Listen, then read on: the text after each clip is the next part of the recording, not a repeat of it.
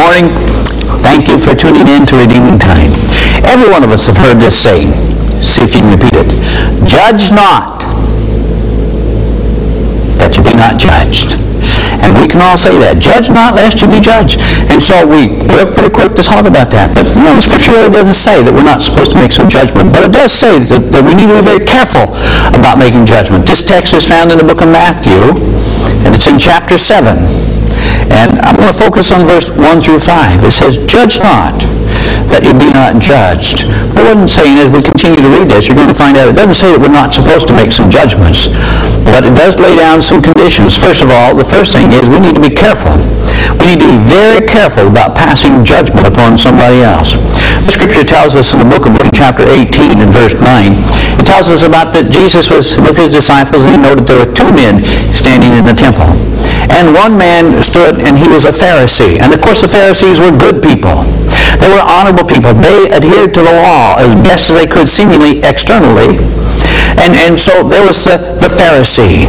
And then there was a man who was the publican, or he was a tax collector.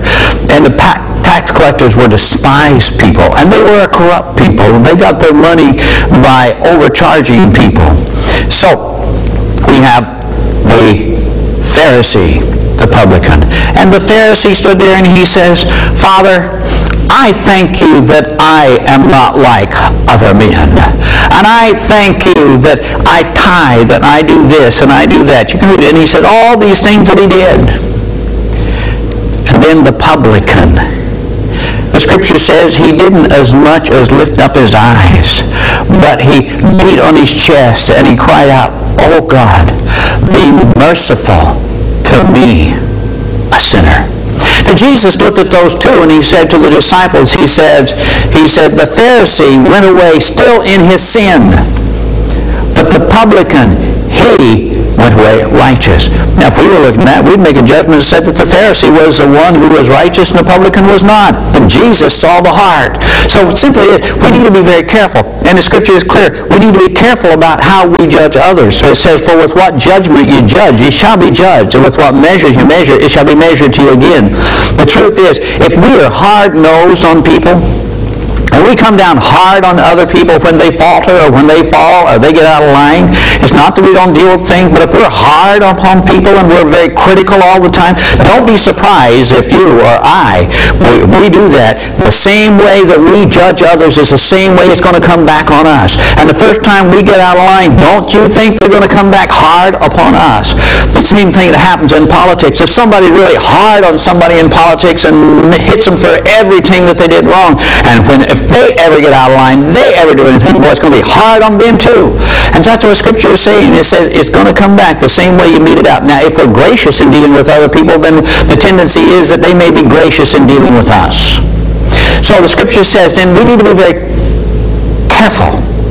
And then the next thing it says, we need to consider ourselves first before we enter into some kind of judgment against anybody else. It says, why beholdest thou the mote that is in your brother's eye? And considers not the beam that is in our own eye. The mote is like a speck. The beam is like a big beam or a boulder, like the 2x4 that be in our own eye. The amazing thing is that little speck appears like a beam in your own eye, and the beam appears as a speck in the other eye.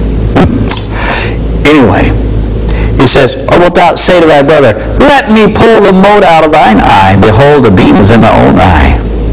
That's like somebody who is blind, you can't see. He says, hey, let me take the speck out of your eye. I can't see, but I'll get it out. So wait a minute, don't you bug me.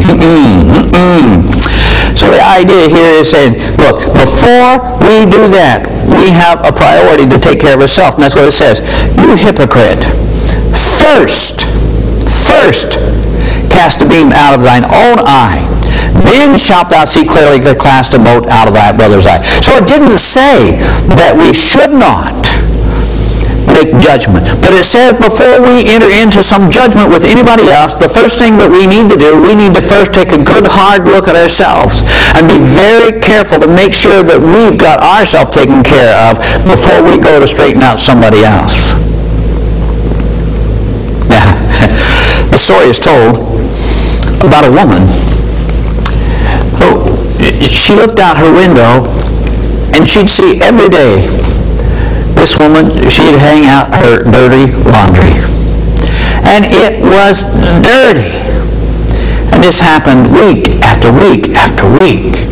And she would tell her neighbors and her friends, she said, look at that. She's hanging out dirty linen every single day. It is dirty. And then one day, she decided to wash her windows. And then she went and she cleaned her windows, and much to her amazement, when she cleaned her window, she realized the clothes on the line weren't dirty, but it was her window that was dirty. And oftentimes we are so critical of other people when what really is the problem is not them, but it's our filters are all messed up. So the scripture, when somebody says about judging, simply, we need to be very careful. Secondly, we need to consider ourselves first. And thirdly, we need to make whatever corrections we need to do in our own lives. Then, and only then, will we see clearly to be able to help somebody in theirs. So, judge not lest you be judged. What does that mean, that we don't judge? No. It just simply means, one, let's be careful and be cautious about how we go about it, and make sure we clean up our own act first. And there's a lot of people that need some help, but we can't really help them until we help ourselves. You get yourself taken care of first. On an airplane, they tell us that if something happens, the oxygen mask drops down, they say first you take and put the oxygen mask on yourself. Then, and only then, will we be in a position to help the person next to you. Because if you're trying to help the person next to you, you may never accomplish it. We've got to get ourselves taken care of first, then we can help somebody else. It is my prayer and my desire for everyone in Gray, New Gloucester, the surrounding area, and for everybody who happens to come through this lovely place, that God will bless each and every one according to the needs. And again, I say, remember this, to cast all your care upon Him, because He does care.